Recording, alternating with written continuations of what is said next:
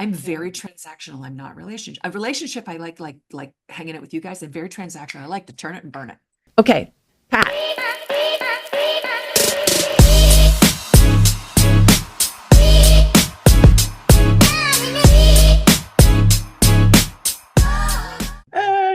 Anyway, it's great to see everybody. Awesome that you are all here. Hi, Allie. How are you? I am good. How are you? It's awesome to see you. I know I've been wanting to jump in on one of these and just haven't been able to. So I'm glad I was able to today. I'm glad you're here. Yeah, Susan's here. Mark's here. Awesome. We got some new faces. I got James Penn. James, we haven't met yet, have we? Have we met? No, not formally. We've responded in a couple of different Facebook threads and some different groups together, Cool. but no, it's first time making acquaintance. So yeah, excited to be Cool. here. And we got a big land guy here. We got Eric Lunsford, right? Eric is, so if anybody has like awesome land questions about KPIs and like data and analytics, he's your guy.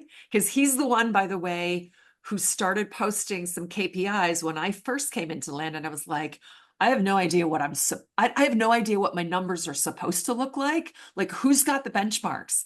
And I started asking questions, and I realized that there wasn't a lot of sophistication, or well, there might have been a lot of sophistication, but nobody was sharing it with me. And I was thinking, okay, well, we're shooting in the dark here. Like, I don't know. Are these good numbers? Are they not good numbers? And Eric started posting his shit, you guys. He started putting up like these are my numbers, this is the conversion, here's what we're spending. And I was like, finally, somebody that's given me something to work with, which was amazing. So we actually, Eric, I want to credit this to you. We built our entire KPI dashboard off of what you had. I snapshotted that and I sent it over to my CFO, my data and analytics guy. I was like, Mohammed, we build it. And he did. So thank you. Appreciate you. Bryson, you're a new face. We don't know you. How are you? Yeah, I'm doing great. Awesome. Good to see you here. Yeah, same here. All right. So here's just for anyone who hasn't been here, doesn't know how we run these. This is really just an opportunity for us to ask, like you guys can ask me anything you want. I'm an open book. I'm happy to share with you how I fund deals, how I borrow deals, how I syndicate. I'm just about to launch my real estate fund. I've been saying this, Andrew. I've been saying this now for about 9 months. The fund is coming. The fund is coming.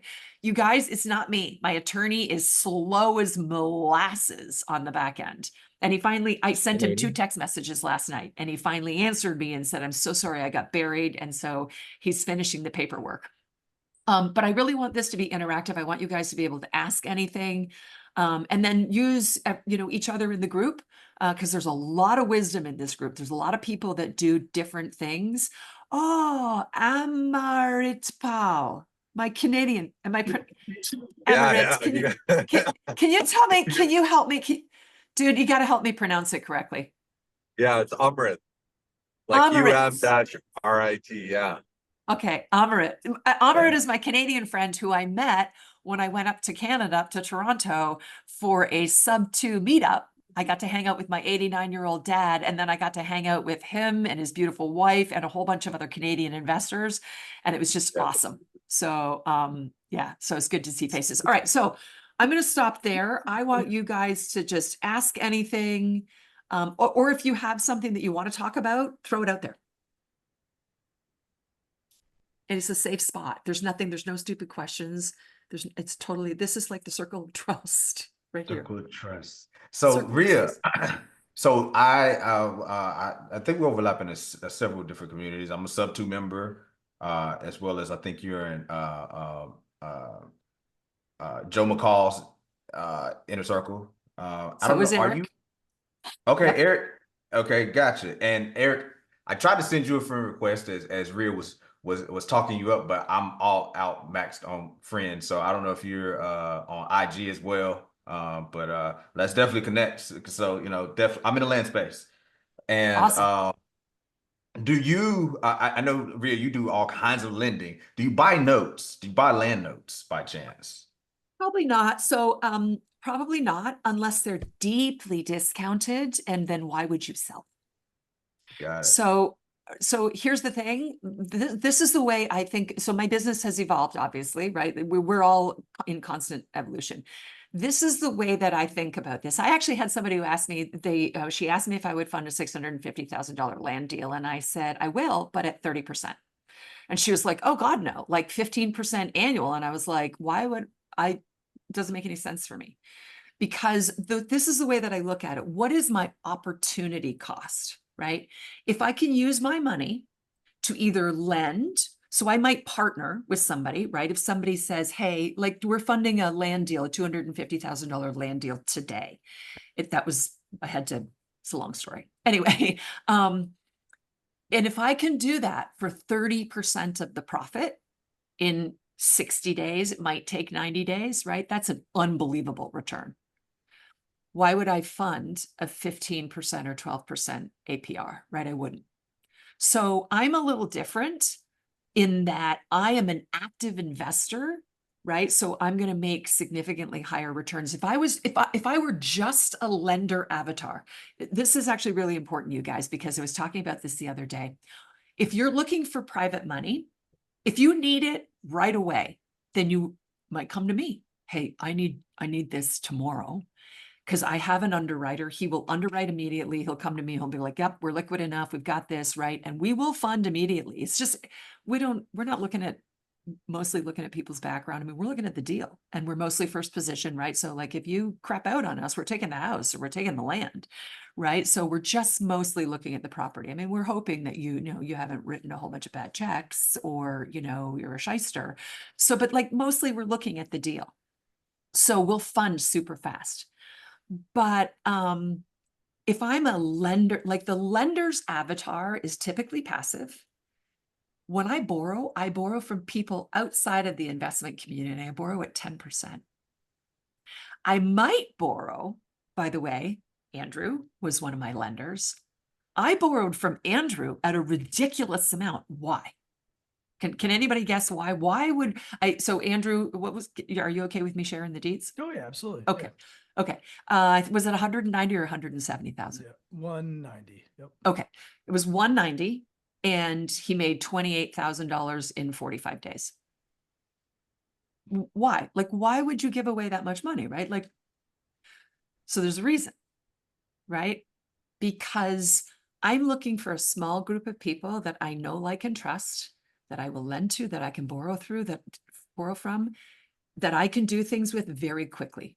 Because if I'm just borrowing from the lender avatar, they're a little nervous. They're going to charge me significantly less, but they're nervous and they're going to take a long time and I'm going to have to hold their hand and it's going to be a longer drawn out process, right? So I scaffold. I create relationships with people that I know I can do things with fast. Andrew trusts me now. I trust him. If he asks me for money, I'm like, I got you. In fact, don't ever do this. So just don't record this. You don't ever send somebody money like without going to title. But I actually have a couple people, like we wire money back and forth. I know you're not supposed to do that, right? Bad idea. It's not like hundreds of thousands, maybe 60, 70. Actually, a couple times it was like 125. Even that deal with Ralph was similar to that, although it went through escrow, but it was like, hey, we had somebody backed out. Do you want in? Actually, I think you made a post and I just was like, well, she's in, I'm in. And I think I've talked to Ralph for like 2 seconds, like this whole time. And I'm like, dude, I'm good. He's like, why? Like, why? I'm like, well, because Rhea said she was in and that's all I needed. Like, I'm really lending behind her as much as I'm lending to Ralph, because I'm like, she said it's good. It's good. And again, it was, I don't know, that was pretty quick. I wired the money in. They're like, oh, we didn't need it till like next week. I was like, oops. Like, you wired in like as soon as the wire. So, but here's an interesting part of the story. So Andrew's looking at that and he's saying, she's first position. I'm second position. If she takes over the property, she's probably going to protect me too. Yeah, like if the wheels fall off the wagon and this is really bad and like something happens with Ralph, well, Rhea's going to control the property. And if Rhea controls the property, then Rhea and Andrew really control the property because we're going to control the property together. We're going to be like, oh shit. All right. Well, we're going to protect our interests. Absolutely. But if I didn't know, like if we didn't know each other, and the first lien holder takes over, they can wipe out the second lien holder. I don't know them. I don't have a relationship with them, right? They can wipe you out. So, so long story short, a lender's avatar is lower rate of interest. They're a little nervous. They're super passive. They're not like, if there may be some lenders here, they're not the operator. They're not the scrappy, get it done kind of, wake up in the middle of the night, like, head blown off, like, I've got an idea. That's not who they are, right? That's who we are. But I am a lender as well because I have money that's floating around, right? So I'm like, I got to place money. So I don't place it at that price. I borrow it at that price, or I'll borrow much higher if I can create a relationship. Like with an Andrew, there's a couple of other people. I actually just borrowed. Here's a good story for you guys. Why did I borrow $150,000 the other? I didn't need to borrow it. I have actually liquid cash of my own. I just did a 250,000, right? Why? I borrowed 150, but I'm lending 250. Well, why didn't you just use your own 250 on your 150? Because I borrowed the 150 from two people in sub 2 who are new, who are, I'll call them high net worth. We connected, and they're super interesting people, and I want to turn them into lenders. Now they have a high rate of return, but I'm like, I'm okay with that because I want them to see the process that we use. I want them to have a really good experience. And actually, I guaranteed them, I said, I'm going to cash you out in 60 days, whether the land sells or not. They're like, you are? And I'm like, yeah, you're just guaranteed your profit. You're literally just guaranteed it. And I'll sign a personal, again, never sign a personal guarantee. I'm like, whatever, I'll sign a personal guarantee. Your maturity is, I'm just going to cash you out with my own money. What I'm doing is I'm creating a lender for life. I'm creating another Andrew. Does that help kind of walk you are through? you, with these type of turnarounds, are you pretty much exclusively in land flipping? You get into any land entitlement or development? Do you fund any of those type of deals that are longer? Yeah, subdivisions, yeah. Not really entitlements, because entitlement's going to take too long and I'm going to be too expensive for you, right? So let's say you want to entitle a piece of, I'll take a piece of it. What Let's about a say you PMP? need, I was about to say a PMP. Would you? yes, but I take Okay. title. If I'm Okay. the private money partner on an entitlement deal, I take title. You JV with me. Okay. Again, because if we have to go, I don't want to go through the foreclosure process. Guys, I'm already in a couple of bad partnerships and I got attorneys and I'm having to, but that's the cost of doing business, right? And now I have to pay $25,000 to get out of a bad, couple of whatever. But again, if you're doing enough stuff, you're going to have stuff like this eventually. So just make sure, I mean, my attorney is now on retainer, Andrew. Fucking disaster. I think I know which ones you're talking about just from prior. Yeah, I was like, I'm spending so much money in attorney fees. I'm just going to go and get an attorney on retainer. It's less money. It'll cost me less money. I'm like, whatever. It's cost of doing business. Mm-hmm. So James, to answer your question specifically, if it's land entitlement, let's say it's $1 million. Yes, if there's enough spread, but I'm going to take title. I'm going to be very carefully underwrite it. We'll have a JV. My attorney will look over the paper where you could have your attorney as well. And then we'll have a phased split to the profit. But it's probably going to be really expensive. If I were you, if it's me, I'm going to borrow from somebody who's the passive avatar. Because it's a lot less money. But that means that you have to actually start building those relationships with your passive avatars right now. So I have 123 people on my PML list and I have them segmented, right? So they're either in my little investment groups or they're not. And if they're not, they're the first ones I go to. And if they have liquid cash, because I'm going to get it at 9 or 10%. Or if it's a bigger amount and there's a strategic reason, I might give a big one where there's like $28,000 in a really short period of time. I'm going to give it to Andrew. I'm going to give it to somebody else. Right? Because there's a reason, there's a strategic reason to do that. Does that help? It absolutely does. Thank you. You're welcome. Yeah. Other questions? Susan, what's going on? So Well, I always feel bad because I don't like to pop in here and try to have you comp a property for me, but I know I mentioned to you I have a deal that it's a lead and it's another sub-2 student that I'm trying to help out. Hold on. And it's not like on paper, like it's not a deal. And I'm trying to explain to her that this is not a deal, but she wants to get out of it. So I'm like, well, how can we structure it? It's on 5 acres, 45 minutes north in Nashville, and it's a furnished like short-term rental, and they rehabbed the whole thing in the last year. It's beautiful. And then it has a pickleball court, but you can split the 5 acres one more time for an additional 2.3 split. And then it's perked for a 3-bedroom, 2-bath. So I was trying to figure out how can we structure it that it would make sense and make money and she could get out of the deal and we could, make it a win-win. But I don't know enough about construction and building and splitting land to like really structure it for her. So I have an idea for you. So is the house though on one parcel or does It's a 5-acre parcel. Okay, it's a 5-acre parcel. Okay, easy. Yep. So you can split off a piece. You could keep the house on 3 acres, right? And then you'll split off 2 point whatever or 1 and a change. The city or county requires a minimum of 2.3 acre split. Okay. Yeah. So I mean, this is the way that I would look at it. I don't know, maybe Eric, you have some input. I would look at the house and the plot of land, right? And you're going to look at the actual ARV based on other comps there, as long as you have some. And then you're going to look at the piece of land completely separate, like it is its own piece of land. And then if it all comps out, ooh, okay, this is good. Let's say you then have the house and you can just sell the house at retail, right? And come out even or slightly above. You're going to want think about all the costs that are associated though with the house. And then you're going to furnished like short-term house or the new build. The furnished Okay. so you're thinking about the land you could do 2 things.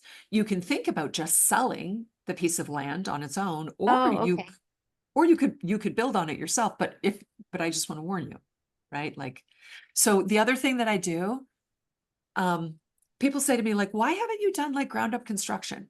Well, so the velocity of money, how fast I can turn over my money is really important.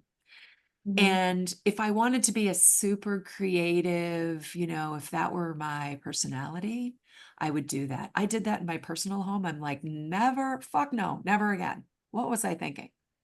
I was the GC on a 5,600 square foot home. And I was like, God, no, I just why don't I hire a GC and a designer and you just do it? Because that's actually not what I enjoy doing. I'm very transactional. I'm not relationship. A relationship, I like hanging out with you guys. I'm very transactional. I like to turn it and burn it. Dopamine hit. Woo! Toot, right? Ring the bell. Eric, right? You can relate. Ring the bell. How many contracts we get today? Yeah. Right. I'm very transactional. So like knowing, right, what you like. So if you want to new build, that's a whole other can of worms. I don't really. I'm okay. more in the realm of your thinking. I like the quick turnover and less stress and long term. Yeah, less stress Well, and less things that could go wrong. I'd sell the land. That's what I was going to say. Cut the land off, sell it, keep the profit from the land, and then hopefully you'll be $0 into that asset that's hopefully a good STR.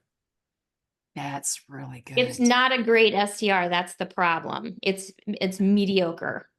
Just because it's, a little on the outskirts. But I mean, it's a cute house and it's beautifully redone. Well, then here's a better idea. Sell off the land, right? Split it, sell off the land, and then, Pace buys houses that don't cash flow. There are lots of people that buy houses that don't cash flow. You could wholesale it, or you could just retail it, right?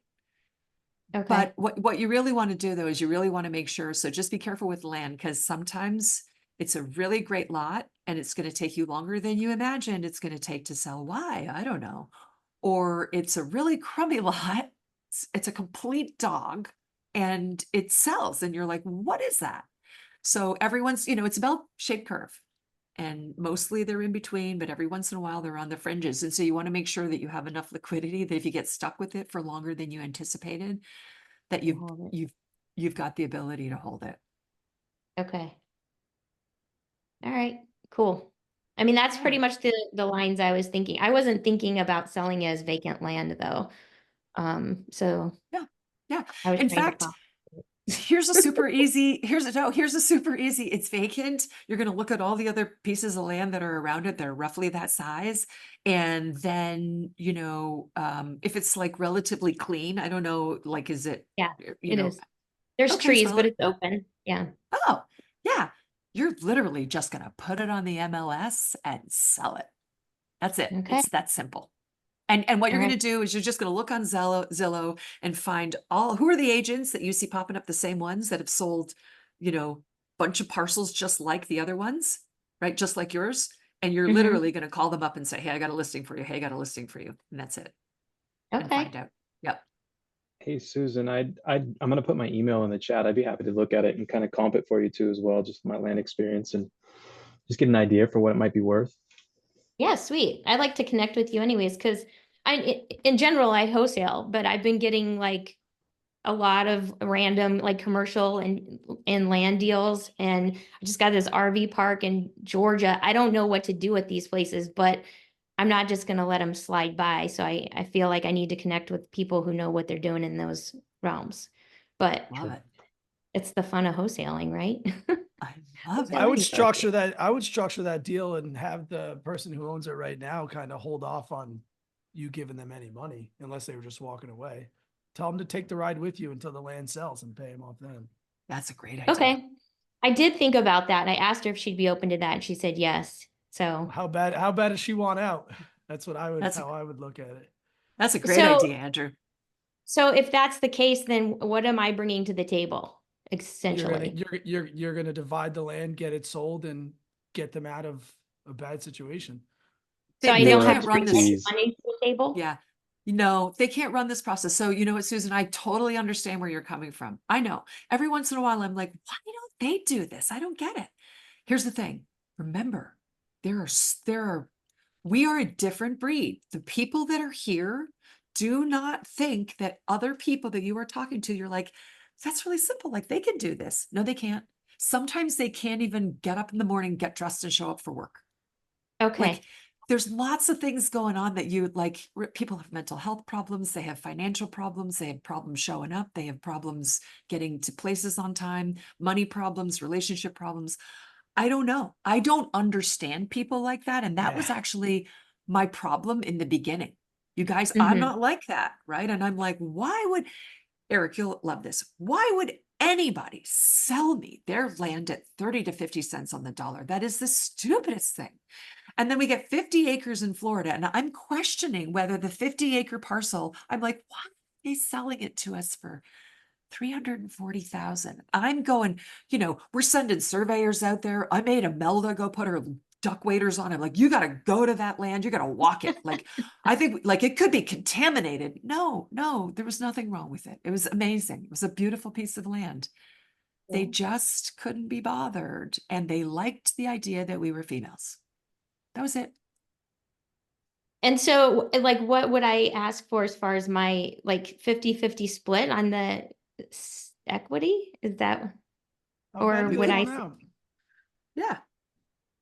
I think I you like gotta look it. at the work it's Alright. gonna take and say, what are you gonna do? Are you gonna walk away and make nothing off this? I think 30% is a pretty generous offer if you're about to make nothing. Okay. All right, Yeah. cool. I appreciate that. Thank you. Yeah. And then And I Eric, would I'll also connect say, with you as well. and I would also say, one of the things that's become very clear to me, like, so I have a little bit of an issue.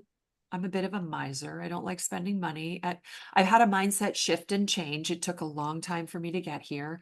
You wouldn't look at me and say like, oh, she's really cheap, but I did. I had mindset issues. I'm like, I feel like if I'm going to spend money, I need to like extract all of the value out of everything that I buy, everything that I do, right? It's that mentality of scarcity. It's never going to be enough.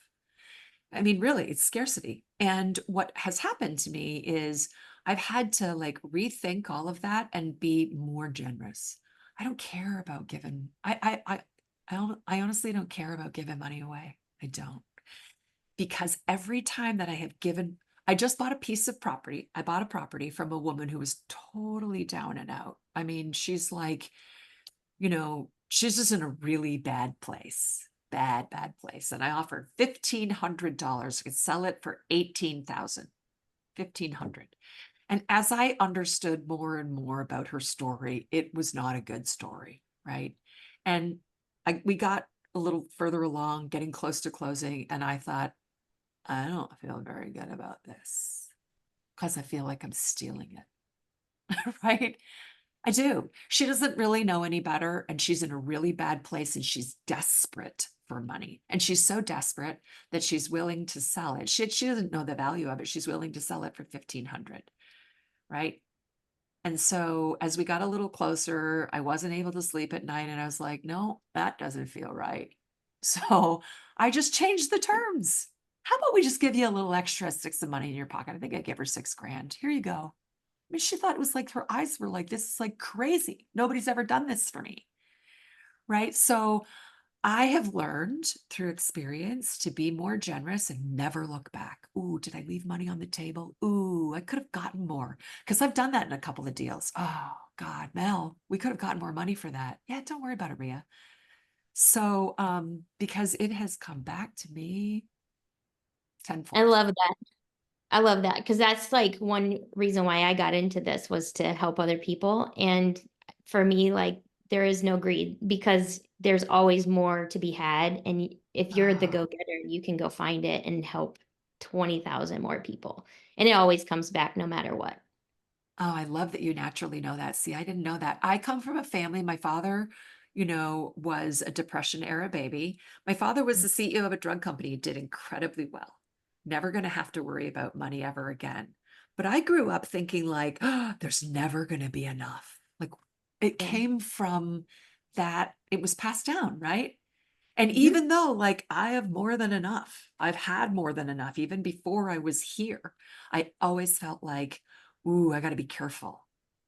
Like it's just, and so I love that you naturally have that place. You come Well, from that I grew place. up in the opposite world. Like, my parents didn't have an education, and we were relatively poor growing up. And my dad was an entrepreneur, and he, always worked to make ends meet, but he was the biggest giver that I've ever known in my life. Oh, He would literally give the shirt off his back. I mean, as a matter of fact, he called me the other day and said, hey, this old man in my church is 80 years old and they won't give him a kidney transplant. Are you okay if I donate one of my kidneys? And I was like, Dad. But that's the kind of man he is. yeah. So Yeah. I Yeah. learned from him. See, you learned that from your dad, and I learned that, oh my God, we're Canadians. Where's my Canadian friend? There he is. We're Canadians. You better put your money away into your RRSPs. You're going to live, you're going to take your 4% when you're 71 and a half. You got to have, at least 6 million or there won't be enough. Inflation's going up. The government's like, that was like instilled in me. Right. And so even though I've had a successful life, I'm married to a physician, I run a 5-location concierge med, I was always like, ooh, there may not be enough. And not until I got around you guys, I'll be honest with you, like it took me a little bit. And then I started to like loosen up. And in fact, my husband, we've been married for 22 years. He's like, God, you're so cheap. For years, he's like, Rhea, like, can you just let go of that? And it actually drives him crazy. So it's really freeing to actually let go of some of that. Every once in a while it comes back. I'm like, oh, look at that. There it is. And then I let go of it and I'm like, no, it's all good because it'll come back. It's okay. We lose a deal. Oh, the deal didn't go through. It's okay. There'll be another one. It's okay. Be a little more generous, give a little away. It's all good. It's coming back. But every once in a while I'm like, ooh, is it going to be all right? It's going to be fine. Yeah. Yeah. I love that. Thank you, Susan. Thanks for sharing. Awesome. Other stuff. I'm gonna Asher, jump back. how are you? Is somebody Yeah. else going? Okay. Yeah, Yeah. hey, real quick, Rhea, I gotta jump. Yeah. I got another meeting. We're doing a 2-day workshop in Boston this weekend. What are you doing? Give us the scoop. Tell us. Just a 2-day workshop. Pace is pushing the owners club people, so I helped Justin put together his workshop. So it's just creative financing, really getting the local wholesalers cash cash wholesalers, you know, into the creative world and private money lenders and that whole thing. So first shot at that. So Amazing. I got to go wrangle the crew and get everybody ready for Saturday, Sunday. So yeah, I love it. but, Are you going to put, you yeah. guys going to post stuff on Instagram? You're going to have like content? Yeah. Oh yeah. We got the whole video crew, the whole, you know, virtual tickets, everything. So yeah, it's, quite a learning experience putting this stuff together, and holy crap, like hats off to marketers, whoever's like good at marketing, hats off to those people. Incredibly. It's, yeah, it's, that was a kick in the face, but, a good one. Nice job, man. I love this. Just watching what you're doing. It's just so incredible. Andrew and I met at community camp last year, Pace Morby's group, for anyone who doesn't know what it is, at community camp. And we were both like two fish out of the water. Like, I don't know any of these people. I don't know these people. And now it's just like, hey, it's so great. Yeah, it's great. No, you too. That's why I came. That's why I wanted to come in here. Love Thank love you. watching what you're doing, of course. So, Thank you. Thank you. I'm sure we'll be talking soon, but Okay. this is fantastic. Yeah. Good to see you, See man. guys. All right. Good Yeah, luck with nice your meeting workshop. everybody. All right. Okay. See you guys. All right. Bye. Bye. Ciao. Okay. James, you said you had another question. Well, I'm not gonna go if there's some other new people. I see some hands up there. Oh, so. yeah. Amarit Paul.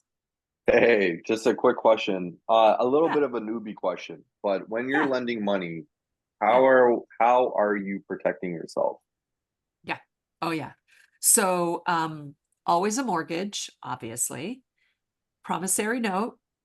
I do an affidavit of use. So, let me give you a couple of nuances here. So the very first thing that I do when somebody wants to borrow is I want to look at their borrower's package. I don't need a fancy, guys, people who are doing these beautiful decks in Canva, while I love them and they're awesome, I'm not looking for that. You know what I'm looking for? I'm looking for the meat. I don't want any of the potato. I want to know, right? What are you buying it at? What's the ARV? What are your holding costs, right? What's your statement of work? I'm going to eyeball the statement of work. Do you have everything in there? There's no garage door. There's no insulation. Like there's a lot. Sometimes people are missing a lot of different things. I want to make sure that it's, 3 comps. And then I'm going to go and look at the comps myself. I have to comp it myself. You cannot rely, do not ever rely on somebody sending you their comps. Their comps, no, right? You comp it yourself, you look at it, and then typically I'll do 75% of loan to value. I sometimes will loan the whole amount. Just depends. Sometimes if it's a really good deal. And then, so it's just short and sweet, right? Like the details doesn't have to be super pretty, right? Some people will like put these really, beautiful spreadsheets together. It just like real clear, like, have you got the right holding costs in there? Because if they don't, the other thing is you got to have holding costs and you got to look for your cash flows, right? Oh, what if you draw down by 40,000 and you don't have 40,000 up front? Like they're not really looking at how the cash flows throughout the project. And so sometimes that can get people in trouble if they don't have enough liquidity. And then I don't really like to jump on with a lender because I'm lending on the project, not really the person. I don't really need to get on the phone with the person. Sometimes I can look at it right away and I'm like, yeah, we're good to go. What position is it? And are you borrowing other money? I will sometimes do second position. I say that I don't do second position, but it's mostly first position. And then that's really it. So I will do what's called an affidavit of use because I have found sometimes people will misinterpret what are rehab funds and they think they're going to pay their wholesaler out of I'm like, no, rehab funds are money that's going into the property to rehab the property. Right? If you don't put the wholesaler's fee on the HUD, it's not coming out of the closing statement. You're not taking 10 or 15 grand from my rehab funds to pay them. It's not how it works. So that had to happen to me once for me to go, okay, now I need an affidavit of use. It's just a really clear document. This is what you can use the funds for, and that is it. And then I will draw out the funds, just lien waivers and receipts, just the rehab funds. And then I don't usually ask for a personal guarantee because here's the thing, personal guarantees mean nothing unless the person has a lot of liquidity. And if the person has a lot of liquidity, but they're actually borrowing from an LLC. Are you going to be able, like, there's a whole process to like getting a judgment against a person on a personal guarantee. And it's not inexpensive, right? I'm actually going through that right now.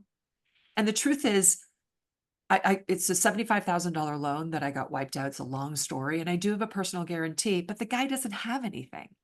And he has kids. So I can garnish his wages, but can he then eat? Like, I'm not taking money out of somebody's mouth. Like, I'm not interested in that. I'd rather walk away from my 75,000.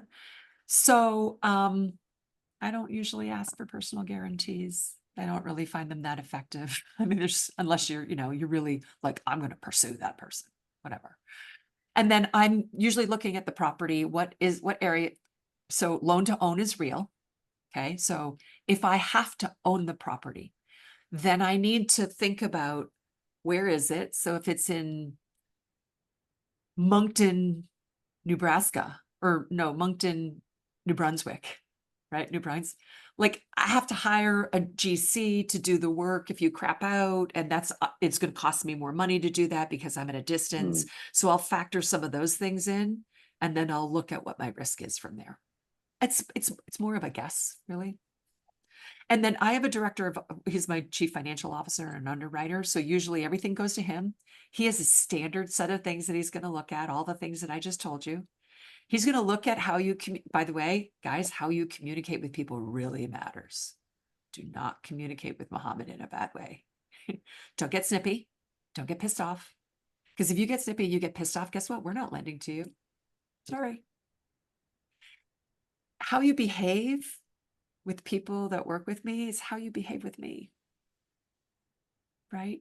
So it's okay to have a misunderstanding. Oh, I'm sorry, I misunderstood. Okay, what exactly do you need? Totally fine. There have been borrowers, right, that have been like, oh, I didn't know that. Well, it was in the paperwork, but that's cool. Okay, we can work it out. It's all good. No worries. So that's we look at that because that tells us how you run a project, tells us how you run the people that you're going to hire, tells us how you interface with your general contractor. Because if you piss your general or your subs off and they lien your property, guess what? That's my property and I have the loan to own. They've liened my property. So there's just a whole set of things. I depending on the experience of the borrower, I lend to brand new borrowers. I don't have any problem with that. Everybody has to start somewhere. If nobody lent to new borrowers, guys, how would we ever be where we are? You wouldn't be able to. Yeah. So somebody has to lend to new borrowers, but new borrowers need to know what they don't know. And so what we will do sometimes with people that borrow from us that are new, we actually give them our lien waivers. We show them the letter that they're going to submit to us. We give it to them in Word, like we're helping them. And Muhammad sometimes will be like, oh, let me show you how to do this. You did the calculations wrong. He'll help calculate it because we want them to be successful. So that's basically it. A lender's title policy, always have to have a lender's title policy. I need to have all the paperwork at least 24 hours in advance. There's nothing irks me more than when we're closing tomorrow and it's 2:42 and they send me the paperwork and say, great, we're good to close tomorrow, right? I mean, I have a notary here in my office, but I'm like, no, we're not good to close tomorrow because now I have to make it an emergency for the notary to come down. And I have to make it an emergency for me to call and check the wire information because I always call. Then I have to set up the wire because nobody wires but me. Right. So you have to think about, there is a little bit of work that the lender has to engage in. So give them enough time. I will wire before I even have the paperwork. I don't have a problem. It's going to sit in escrow. It's totally fine. So just give me the wire information and tell me the amount, and then we can get all the stuff printed off, right, to get signed, sealed, and delivered. But just make sure I have the wire information. So like giving lots of leeway, lots of wiggle room. So when I'm borrowing from nervous lenders, I warn the title agency first. I'm warning you. It's the first time lender. They're really nervous. They're going to ask a lot of questions. I'm going to loop you in on email. I'm going to say, hey, this is a first time lender. We're super excited, right? But they may need a little hand holding. I tell the lender that if you need hand holding, no worries. Just let everybody know. So when the lender freaks out last minute, because they might, right? That we can chill them out. It's all good. I even sometimes will jump on Zoom and show them how to like push the button and wire. Because sometimes they don't, like, if they've never done it. I had one of my lenders who's a college friend of mine, like, he'd never wired money. Right? He just like, he goes to the bank. He'd never actually wired money. And so he was very scared to wire a big chunk of money. And I said, would it be helpful if I like we got on Zoom together and I showed you? And he was like, would you mind? But he was embarrassed to ask. So then I told him a story about the very first time that I wired money. And I said, God, I like had butterflies. And I was like, I triple checked and I went back and forth checking, making sure that the numbers weren't wrong because I was terrified of wire fraud. And then it made him feel cool. Then he was like, okay, now I'm not embarrassed anymore, because we are all nervous when we wire for the first time. Right? You don't want to make a mistake and it drops into a black hole. Oh, I just lost $100,000 because I didn't call the title company. Or and also helping them or anybody who's in the ecosystem, right? Telling them, you do not take the wire instructions off of your email and call the number that was sent to you on the email. You go, you look it up on Google, you call the person that's your escrow officer or closing agent or whatever. You ask for them, right? You make sure you have a file number. You make sure like, there's just a couple of little things, like go deep enough, because people will get lazy and they'll be like, oh, it's right there on my email. They'll call the number. I mean, it's real. People have lost money that way. So teaching them the right way is really important. Because you guys, anybody that wires money regularly, I don't know about you guys, but I sometimes get a little complacent. I'm like, oh, Christ, okay. Like, I only have a couple of hours left. It's like, do I really need to call? And I'm like, yes, you need to call. Rhea, I had a That's all question good. on, Yeah. kind of along the lines in No, terms continue. of, sorry, just in terms of this topic and protection. What are your thoughts on, I've seen some people propose, like, rather than a second position lien being added to an LLC, and I know you had mentioned before taking title. Is that what you mean by that? Or like, So I don't like to be, I won't put myself on somebody else's LLC, because once you put yourself on somebody else's LLC, I don't know what they've done or what they haven't done, right? I'm literally in a business. I'm in an LLC with them. And have they committed fraud? Does this LLC hold title to another property that somebody is going to slip and fall and have a catastrophic brain injury, and they're going to go after the individuals on the LLC? And right, like, I don't put myself on people's LLCs. I know that's a strategy, but I don't, well, now wait, let me clarify. If you have all of your assets that roll up to anonymous trusts, okay, so the way that my entities are all set up is I have in-state entities, or I have foreign registered entities that hold my property. All my properties are insured. Then it rolls up to a Wyoming holding company. My Wyoming holding company actually is member managed by another LLC. Doesn't have my name on it. It's another LLC that manages that, right? That then rolls up to my trust. And my trust is not in my name. It's not Rhea Campbell Revocable Living Trust, right?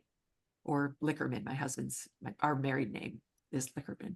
It's not Lickerman Revocable Family Trust, because Lickerman, you just found me.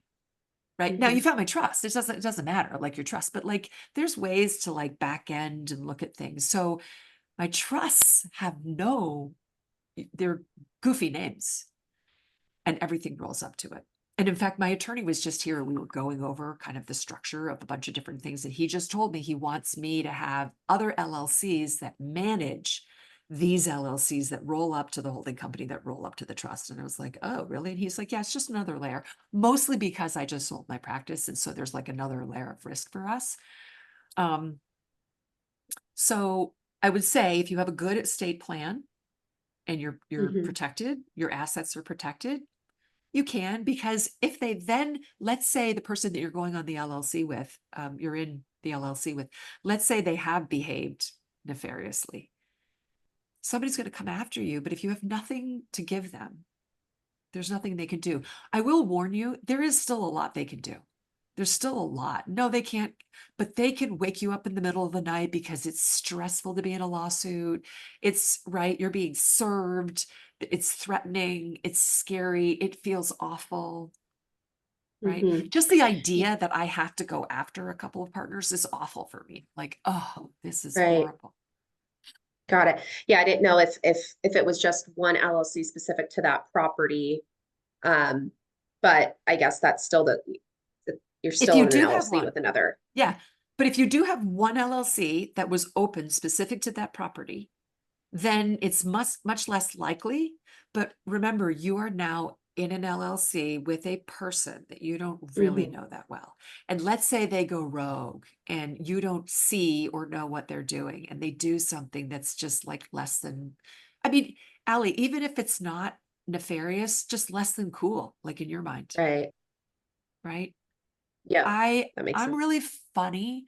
I'm really funny about what I'm connected to, right? What I'm legally bound to, right? Even a partnership with my girls in land, right? Like they have, one of them has access to the bank account like I do, and it makes me nervous, right? Because that is our money. So you have to know that whoever's in your business with you has the same exact level of commitment, consistency, protections, etc. And maybe they don't. Right. That's all.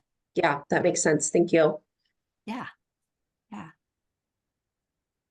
Yeah, for me, like I've been dabbling into gator lending and stuff like that, which is a little bit more riskier. Oops, oh, my camera fell.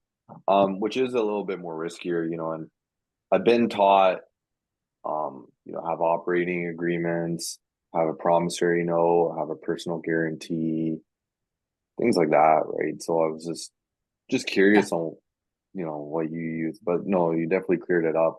Like, do you loan on, like, how much do you normally lend money on, like, in terms of percentage wise? Because like all these Gator ones are like 20 to 30, but they're very risky too, right? Oh yeah, no. So mine are some anywhere between 24 and 30. Just so usually it's a flat rate. So if I'm lending first position on a flip, for example, let's say it's $300,000, they may say, "Hey, Rhea, I need," and I don't do more than 6 months. I just don't want I can't have my money tied up for more than 6 months, just because I can turn it a lot faster myself. Yeah. So it's got to be 6 months or less. And let's say they say 12%, 12 to 15% flat, which is 24 to 30% annualized, right? So I actually posted in sub 2, I posted my returns on everything that I've lent so far. Like my annual percentage rate to date, if everything comes in, like I have a bunch of loans out right now, is 44%. That's what I'm annually making. Now, I did a huge EMD deal where it never left escrow, and I lent 500,000 and I got 650,000 back in 45 days. So that's bumping that. That's one big one that's bumping that way up. But just food for thought, right? Like but remember, I borrow at 10% annualized. When I'm and in fact, if I'm doing so first position, I have a guy here who will lend to me at 9%. He does 9% in 2 points. So it's really like, 11%. So when you Annualized. were saying that 30% earlier, that was from an annualized standpoint. That's annualized, correct. Okay. Yeah. Yeah, that's Okay. annualized. Yeah, I was like, 15% flat for 6 months. for 6 But months. here's Got it. Yeah, but Yeah. mostly, right, it's because I will only give them 6 months. Then Okay. it's a flip, right? They're gonna do it in 3 months or 4 months. Yeah. But I usually give 6 just so that like they have lots of wiggle Yeah. room. And then Yeah. you can extend after the 6 months, because look, bad things happen. Loans don't come in Yeah. on time. I just like they never, I don't know. Sometimes they come a little early, but mostly they come late. So after 6 months though, the loan goes up 25% every 30 days. Got it.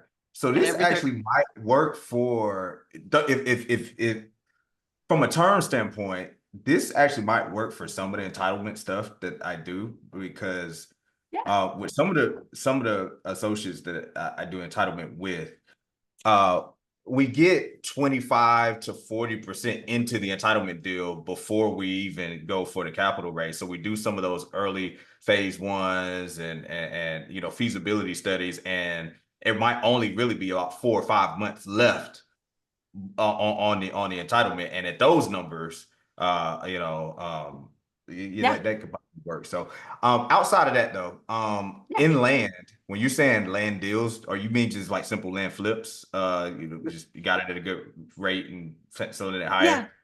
Most of the stuff I do is like that, again, because I'm looking at the turn of my money. You know, I've looked at a couple where I'm like, wow, okay, well, we could subdivide. Okay. And then I do the math. Okay, we can subdivide. I mean, how much am I going to make? I'm going to make this in probably 40 days. I'm going to turn it over. I'm going to make 50 or 60 grand in 40 days. Or I'm going to, well, and I'm going to subdivide. And then I've got 3 different parcels, 4 different parcels. It's taking a little longer. Now I'm going to, you know, maybe I'm going to make a little bit more, but it's going to take me 9 months. So now I'm looking at 9 months worth it versus my 60 days. And now I'm doing that. I mean, Mohammed's doing that calculation. He's doing that calculation. He's like, no, don't bother with that. And then, by the way, what's the return on your brain damage? Let me just, guys, return on brain damage is real. It's real. How much brain damage is this going to cause? Because I will gladly give up a couple grand for little things, a little easier, right? But also mostly because I do have a lot going on. Like if there's a lot of other things going on, like how much bandwidth do I have to focus my energy on something that's going to be like, there's a few more, I see Mark nodding, like a few more layers to it, right? I'm like, yeah, it's a quick flip. I don't know. We make 30,000 bucks. Just flip it. They're like, yeah, but we could make 45. I'm like, I don't care. There's too many, right? I forgot to wire money yesterday. That means I have too many things going on, you know, and actually I forgot to wire money and it was a closing for us, for my partners, my 2 girls, land girls, which would have been fine. But what if Eric borrowed money from me and he's expecting me to close? I'm his funder. Like that would be disastrous, right? Because now Eric doesn't trust me anymore. We should never shit together. She can't wire the money on time. I'm never going to partner with her again. So I just got to be really. And on the simple flips, you don't structure it where where you take title. You'll land to be in a lien position on that. No, I take title. If you need me to fund it, I take title. I always take title. Okay, got it. Yeah. Okay. Just because the foreclosure process, depending on the state, I'm not doing it. So you either trust me, and here's the thing, like you don't partner with someone and let them take title until you talk with people that they have done business with, right? Because now you're in the position where if your funder craps out on you and is not cool, then you have to try and get, right? Now Rhea controls the property and Rhea's a schlep, right? So you want to make sure that any funder that you're going to go to, don't be desperate for money. And you go to a funder that you haven't checked. Got it. Right. Got it. Talk to people that they have funded. Yeah. I want to figure out a way to do a deal with you. So in the land space, what type of thing to bring to you? What do you anything? What do you like?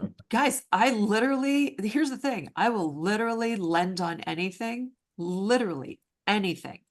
A deal's a deal's a deal. It makes no difference to me. So that's the difference with me. Like I'm just a crazy entrepreneur. Makes note. I'm looking at the return. How fast is it going to sell? Right? What I literally do not care. Okay, excellent. It's the deal. It's always just the deal. Good. All right, we'll do something soon. Okay, I love it. That'd be awesome. Asher, Erjan. Hi guys. Hey, Rhea.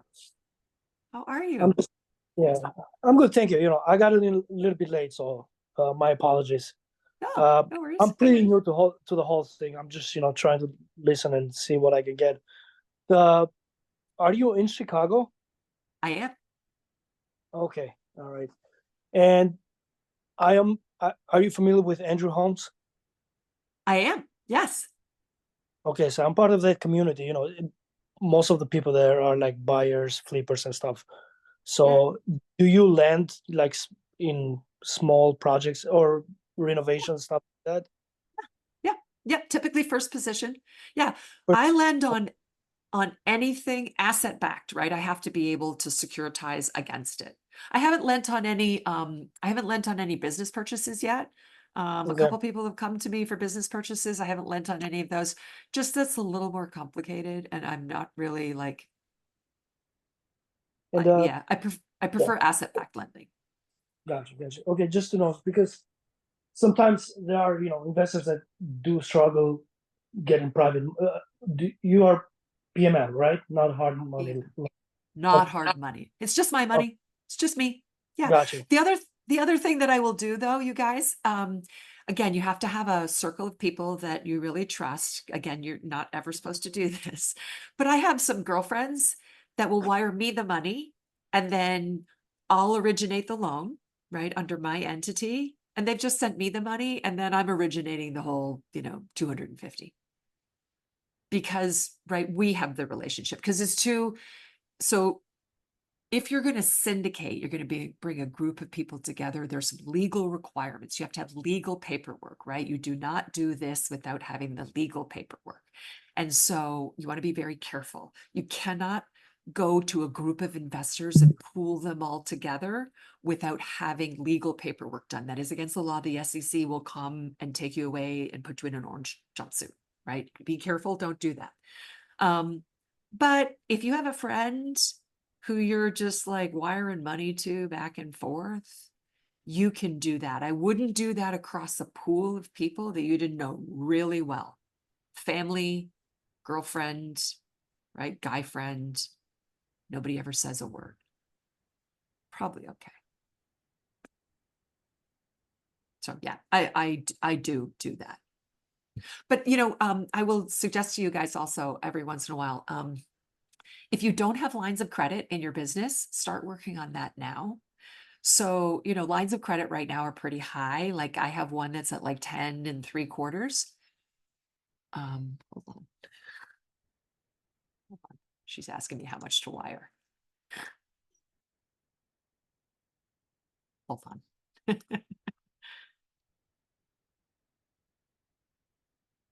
This is my girlfriend who's asking me how much to wire. Right amount. Okay. So what I would do is work on getting lines of credit right now for sure. So years ago, I had a bunch of lines of credit. I just left them open. And I'm grateful that I never closed them down because once you don't, if you have a W-2 job, once you don't have a W-2 job, nobody wants to give you lines of credit. So whatever lines of credit that you can get now, get them, keep them, leave them open.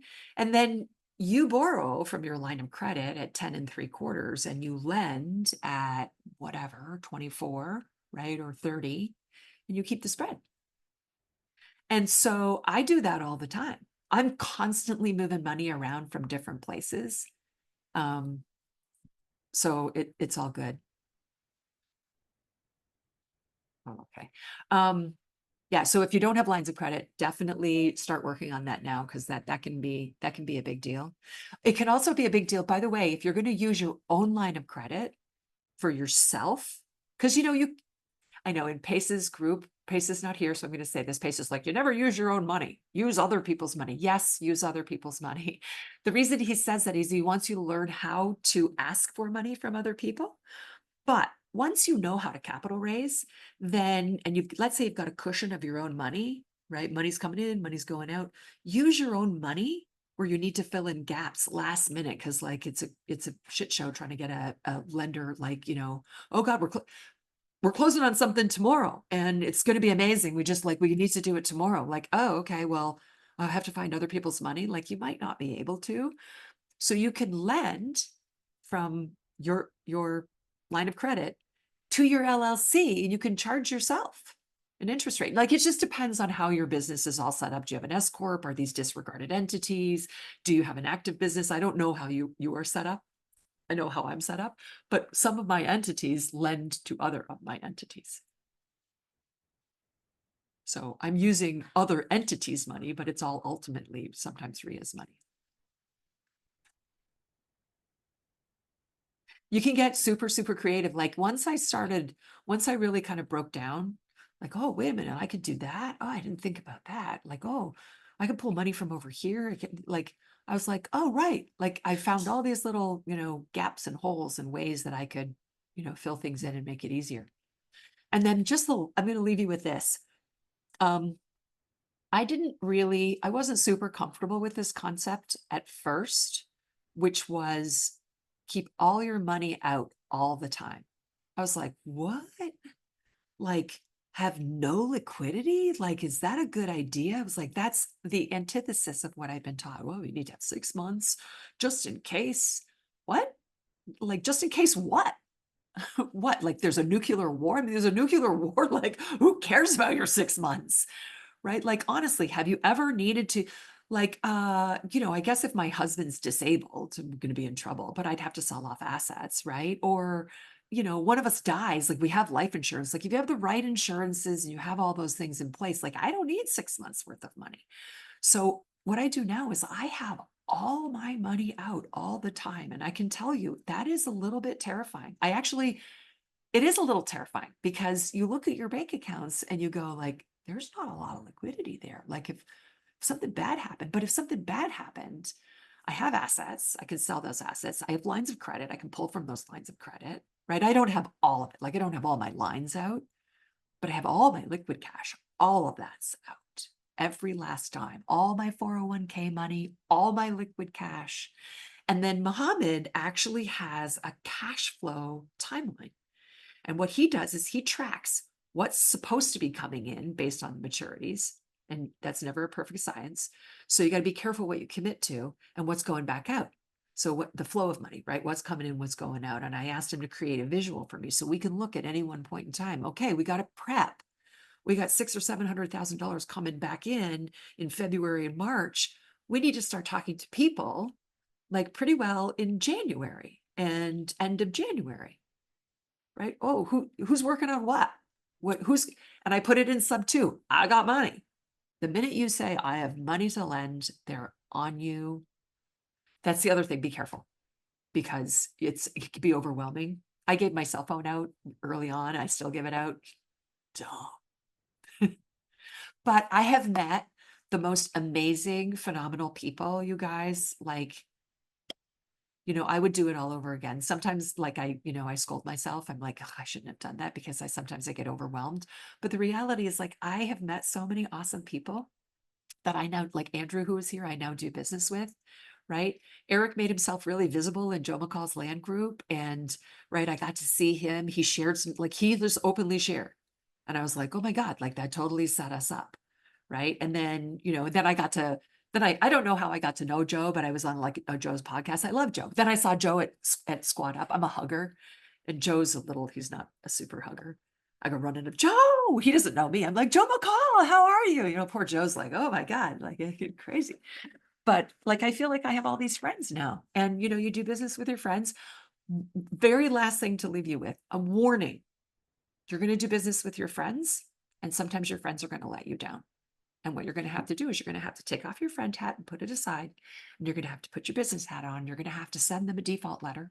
And you're going to have to follow the process of your agreements. And you might even have to hire an attorney and go after them if they do not pay you per the business agreement arrangement that you had.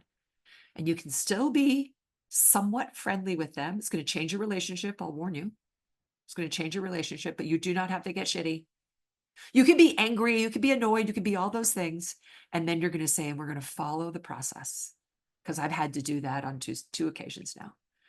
And it's I'm learning, right? I'm learning how to be like, okay, get over being angry and now just follow the process.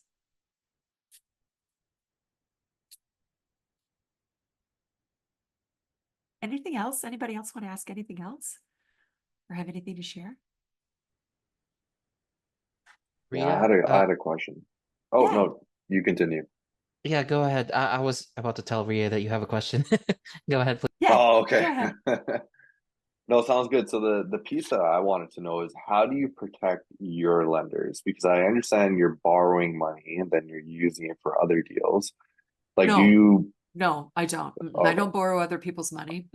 I will sometimes, like a girlfriend, I will let her come into a big deal, like the EMD deal that I did 400 of it. And I knew she was like, She needed a little extra money. I was like, you can come in for 100.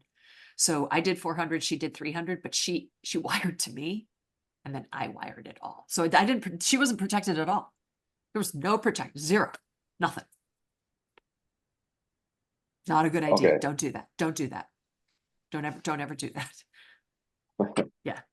Not a good idea. No, I thought I heard that you borrow money at whatever 10%, and then you're using that money and you're loaning it out for other deals at a higher rate. So you're making that spread.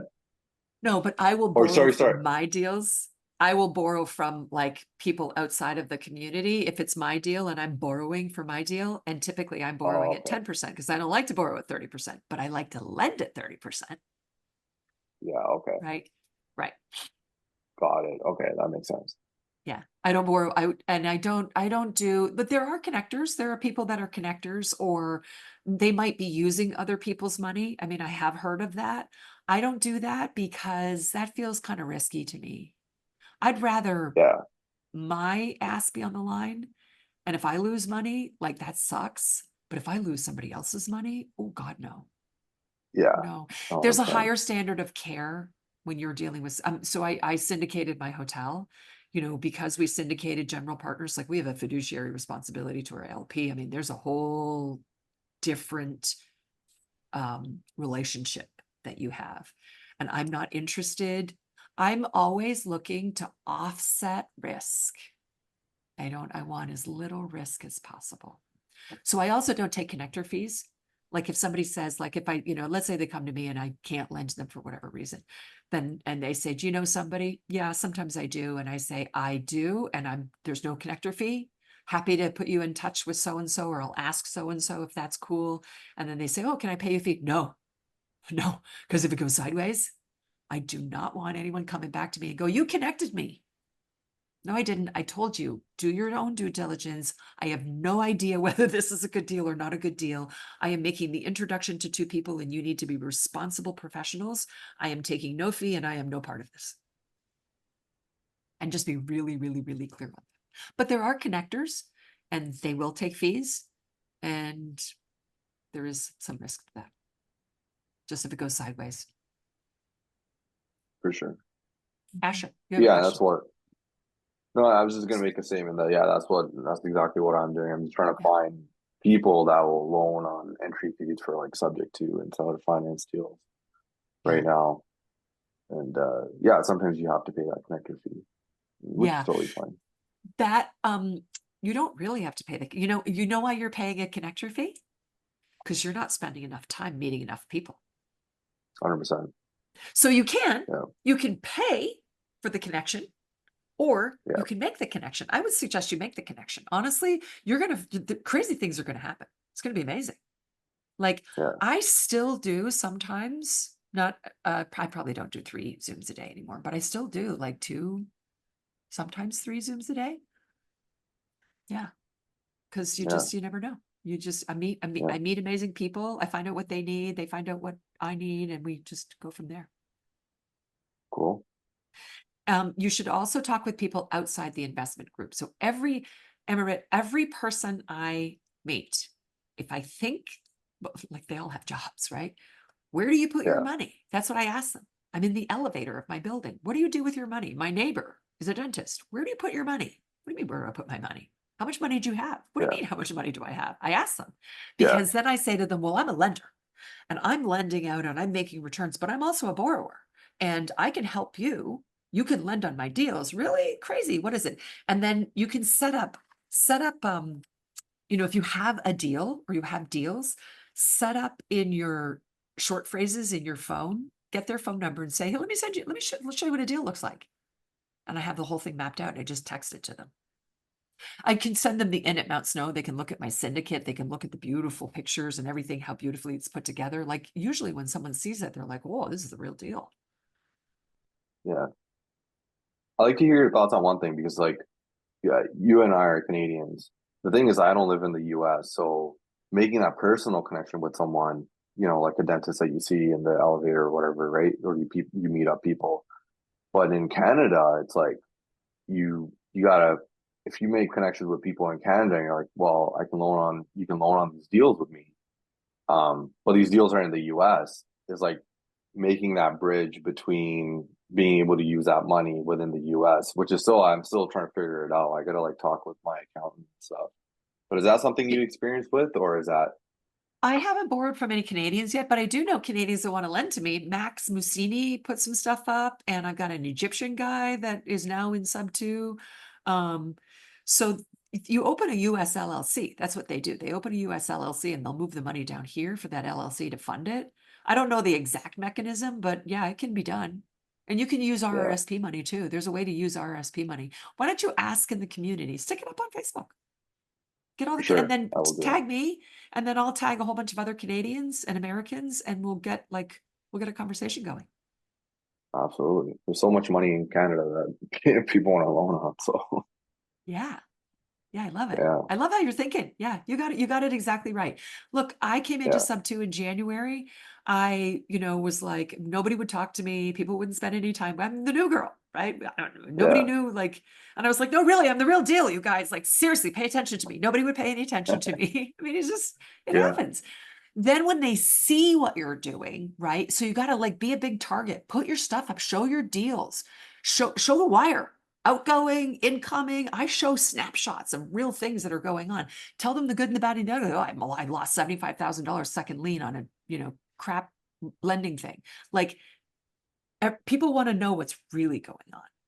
Here's the really yeah, good stuff. Here's the stuff that's not so good, because then they can see you're a real person. And people yeah, like and want to, hang out with and do business with people that are real people. They know it's not all, we're investors, you guys. Like we don't hit home runs every day. yeah. We try to. Hmm, Yeah, I love for it. You're sure. doing it all Thank you. right. I love it. Yeah, you're welcome. Sure.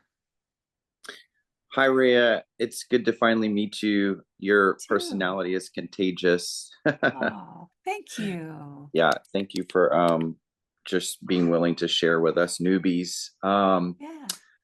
I joined Sub 2 maybe 2 months ago and Gator maybe a month ago, and started, I think Gator just kind of appealed to me more than cold calling or boots on the ground. Even though if I had more time and no kids and no wife and no job, I think that would be fun to do. I got into the whole watching Michael Frankie and Caroline Kane and their whole ethos to help people, not have to lose their equity. Like you said, put some money in their pocket. Anyway, so I went down the rabbit hole. And then, much to my happiness, I found out when I joined Sub 2 that they were part of Sub 2. It was just very serendipitous that these people I really gravitated towards were part of this other membership that I joined, unbeknownst to me. So the community's been really awesome, but getting into the Sub 2 versus Gator lending, I just have more of an inclination to get into the lending. And so I got enough education, I think, in 2 whole weeks to be dangerous, really dangerous. And I started just mini networking and reaching out to people like yourself, and got connected with a connector, and it's been going really well. But as my mind and as my wheels keep spinning, I'm like, I explained this to a friend of mine, and he said, you need to get closer to the sun. And so I enjoy my relationship with the connector. He's really good at what he does. But in the back of my mind, I'm like, I'm a baby junior Gator, but I want to be him one day. I want to be a Rhea one day. I want to find the deals. And I'll take my 60%. Okay. Cause it's amazing. Right. Yep. He's got anything from rehab loans, 12K, 15K, 25, 30K. Bye, Eric. To transactionals where you make $700 in 3 days on 35 grand, or you can do gap loans. And so if you do these gap loans at 15% in 3 months, that's 60%, but mine's coming back in 6 weeks instead of 3 months. So anyway, if that's all I had to make, y'all, at 60-70% on your money, I think that's fabulous. Yes. But bye, Allie. But I do think that are ways to find. So it's a flipper in Indiana that has many, many houses going on, and he needs this instant equity while he's getting out of hard money into a DSCR loan so he can send his crews to the next project and so forth and so on. Yep. So my question, I guess, is like, besides being on the Zooms and picking up nuggets, what's your first, how do you Real set your simple. mind right? Yeah. To go. Yeah. Honestly, real simple. You just put up a post. I'm a lender. Okay. The minute you say, Okay. I'm a lender, I Okay. mean, I want to warn you, get ready. Right. I'm a lender, and they are going to flock to you. It does help if you say how much, right? Here's what I lend on, right? And be really specific so that you don't have someone, let's say if you do want to lend 300,000 first position, then that's what you need to say. But if you say, I like to do transactional, here's what this looks like. I like to do this, here's what it looks like, right?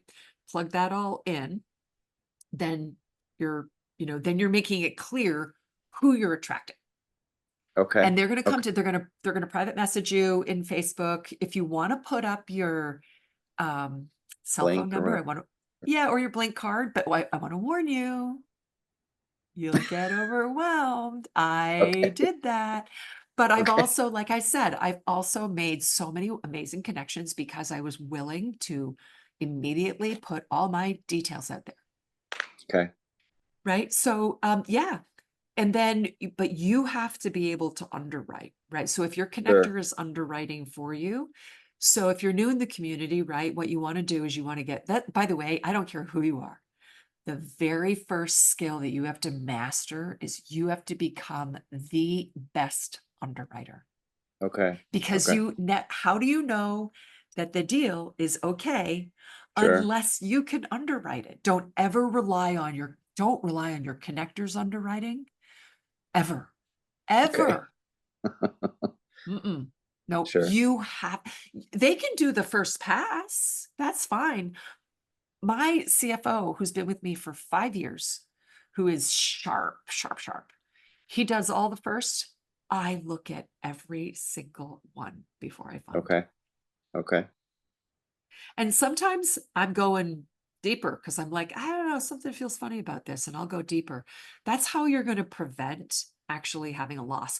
I do want to warn you, if you do enough deals, you will eventually have a loss. There's just no way around it. That actually should happen. Again, if you're doing enough. Because think about hard money. Hard money initiates loans, and they know out of a bucket of 10 or 15 loans or whatever it is, right? There is going to be one that goes bad.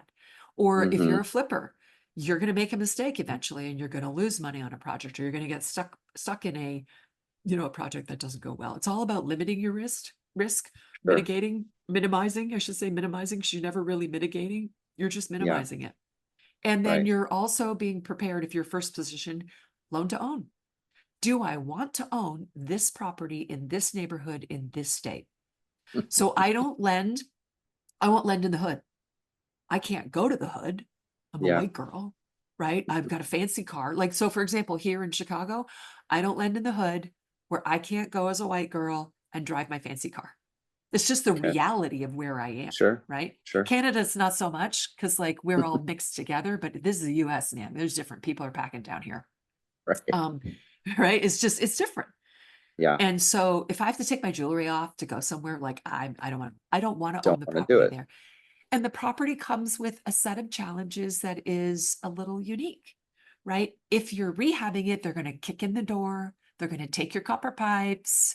You're going to have to set up cameras. You might have to have 24-hour security. Like, again, it almost feels like, why am I having to think about that if I'm a lender?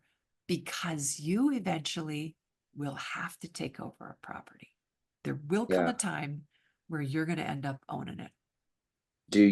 Does your judicial versus non-judicial come into play? I don't know what Illinois is. I'm in Indiana. I'm in Texas, which is a non-judicial, but the properties I'm loaning on are in Indiana, which is a judicial state. Does that deter you at all, knowing that you'd have to foreclose in a year versus Texas, which is like 30 days? Yes. Right? That's actually a really good thing to look at. I actually haven't thought about that. What I have thought of though, I have an attorney on retainer now. So I'm wasting money, right? To me, that feels like wasting money. Yeah. But I do that because I want to be able to sleep at night. So when things go sideways, right? Which I've had things go sideways, I turn Sure. it over and I walk away and I go, I can focus on my other things in my business because this is going to be handled. I know it's going to cost me money. That is the cost of doing business. So I'm not Yeah. probably making 44% APR on my lending deals because I am going to have to chase the one guy who defaulted on the 75,000, right? So Sure. that's going to slip, but that's probably going to happen in 2025. So it's going to reduce my returns, right? But like probably not by that much, right? By then I will have lent out a whole bunch more money and it will have turned around and I Sure. will have flipped some of my other land. So, but when you're first starting out, like you don't want a loan to go bad and you don't want, you know, to be stuck in a situation.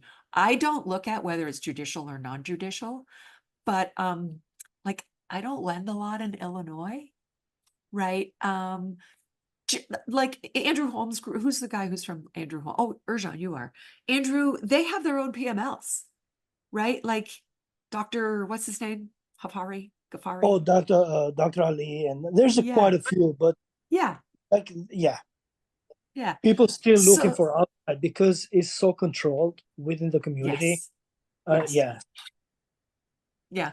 I mean, look, I tell everybody that I'm a lender, right? Because I want to see deals. Some people will also, Asher, for you, some people will find just a small bucket of borrowers and they will just build that relationship and then they will just lend to them on an ongoing basis. And if you find that really great symbiotic relationship with a couple of really great people, remember one of the most important things that I've learned is do business with people who are emotionally intelligent. Right? What kind of emotional intelligence do they have? Because I want to warn you, you can't see what somebody's going to be like until the shit hits the fan, right? For real. Everybody's great when things are going well, but when things don't go well, what happens? What does the lender behave like? I've been a lender on deals that have not gone well. The worst thing that I could do is hound them. Where's my money? Yeah. Like they can't control it, right? We're Yeah. going to follow the paperwork. Muhammad is going to follow up in the regular cadence that we said we would follow up. We're going to follow the letter. It goes up by 25% every 30 days. If the borrower comes to me and goes, God, this is really bad. Here's what's happening. And it's something they can't control. I can make a change to the paperwork but I'm holding their feet to the fire if they're just slow or they're disorganized or they're whatever. It's going up 25%. That's what I say to them. Sorry. Right? But if it's something completely out of their control and they're like, I actually have changed my lending terms. I've said, you know what, we're going to freeze it at the 15%. I don't want it to go up anymore. And we're going to give you 60 days just to breathe. Just get the place sold. It's all good.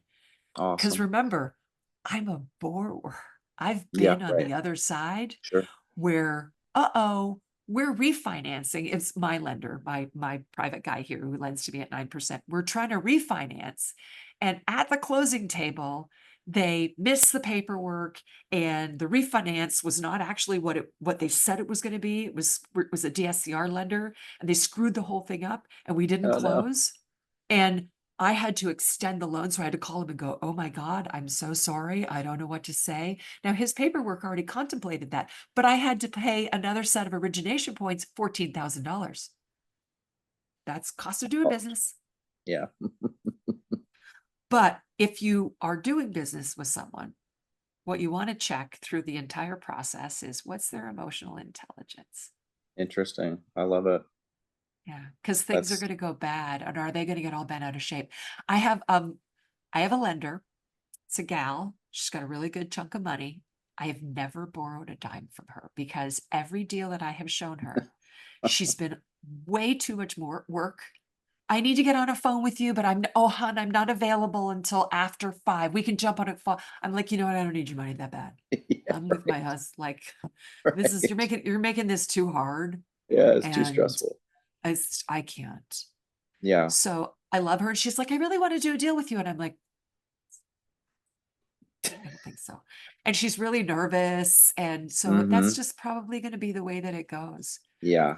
Yeah. So finding people that are chill, finding people that are emotionally intelligent. And sometimes also what I like to do when I'm borrowing larger amounts of, like I just borrowed 150. It's not a huge amount, but 150 is 150. I know what the gentleman does. He's a pilot. His wife. So am I. Oh, so right. We know how much you guys make. You're probably not going to get freaked out, right? If Rhea's project runs an extra 30 days and the paperwork already says what happens, right? Sure. And I'm going to be the one that tells you, hey, Asher, guess what happened? Here's what happened. Paperwork's going to trigger. We're running an extra 30 days and I'm going to pay you whatever it is. Just a heads up. Hopefully I've told you before something happens, or if it happens last minute, right?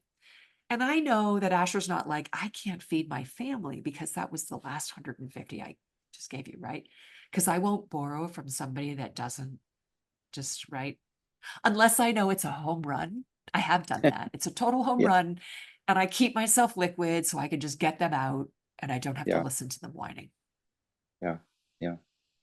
One more quickie. I was on a plane going back from Vegas to home. I was in uniform. I was done for the day, but needed to get back home. And somebody sat next to me and he lived in my neighborhood. It was so ironic that we lived in the same neighborhood, a couple streets down from each other in Fort Worth.